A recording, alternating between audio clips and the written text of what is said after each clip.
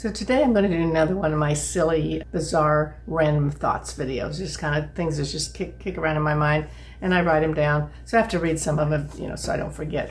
But do you remember back when we used to think it was so weird to say we're going into the year 2000, and now we're going into the year 2024? So that was 24 years ago that we thought it was weird to say 2000. And here we are. So time flies. And it's also interesting to see how now people in the media and everything, they'll start say in 2024 instead of 2024, just to watch how all that changes. It's like evolution. And how about when somebody comes up to you and says, "Are you hungry?" I think everybody looks at the clock to see, is it time to be hungry? Is it time for lunch? Is it time for dinner? Nobody just says yes or no, I'm not hungry. You have to look at the clock. Like if it's 4:30, it's probably too early for dinner. So then you want to do a snack and maybe eat about 6:30 or 7. I think it's a very common thing. Everybody just looks at the clock to see, am I hungry?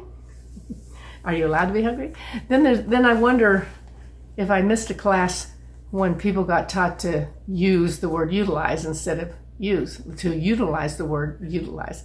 All of a sudden, I just hear people saying so much, and I just wondered if that ever came out like, it's time to switch into saying utilize. I don't know, that was weird. And then I remember I loved school. I was one of these goody, nerdy school people. And I wanted to learn everything. But then I did have braces when I was in high school, junior high. So I'd have to miss some classes sometime to go to appointments. And so I missed the day when they talked in science about that there's gas and liquid and matter. All of a sudden they're talking about it later, and I never got that class, so it must have happened when I was gone. I don't know what. And then centigrade and Fahrenheit, that just showed up. So I missed those classes. So things just showed up, and people just kept talking about this stuff, and I didn't even know where it came from. And then look at an airplane. You look up and see this airplane, or you're in it, or you're just looking at it. Can you even believe what a miracle it is that an airplane can fly with all those people on it?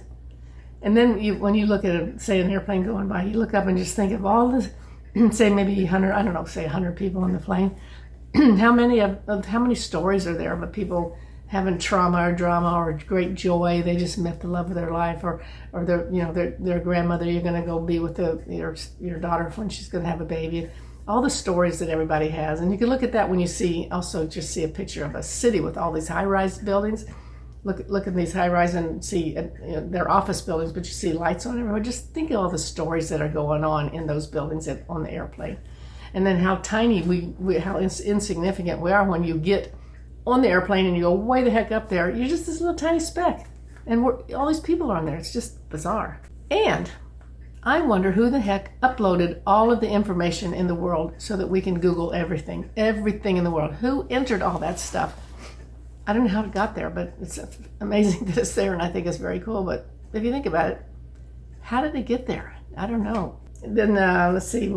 Oh yeah, so remember when microwaves came out and color TVs came out? They were kind of about in the same time in our life. I remember my husband really wanted a color TV, and our next door neighbor had one, and it was a Curtis Mathis, I think, and it was like had the color, and it had like a green tone to it. It was just not right, and he wanted a color TV, and I thought that's so not necessary. And then he wants a microwave, and I'm really going, that's really not necessary. We haven't needed it ever, and all of a sudden you want to get this microwave. Well, we get the microwave, and it took about a week for me to realize how wonderful it is and how important it is to have. So those were two things I resisted, and my husband really wanted them, so we finally got him, and that was an amazing thing. And the last one I want to talk about is if you're writing something.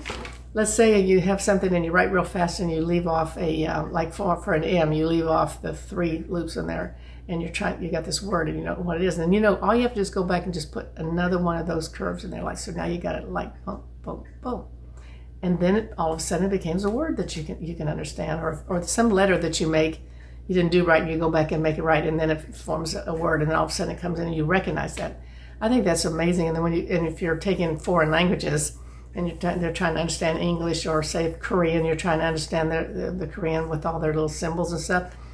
If one little thing is off, you don't know, is this an I or an E, or you dotted thing, or you're crossing the T and it really is an L? I don't know. So there's lots of little tiny things that can happen with the way you write, and how you do it real fast, and whether somebody can read your writing. So that's the great thing for this week of all the bizarre, crazy thoughts that I have floating around, and they're written down, and now those can be out of my mind. So hope you're having a great day, and we'll talk to you later.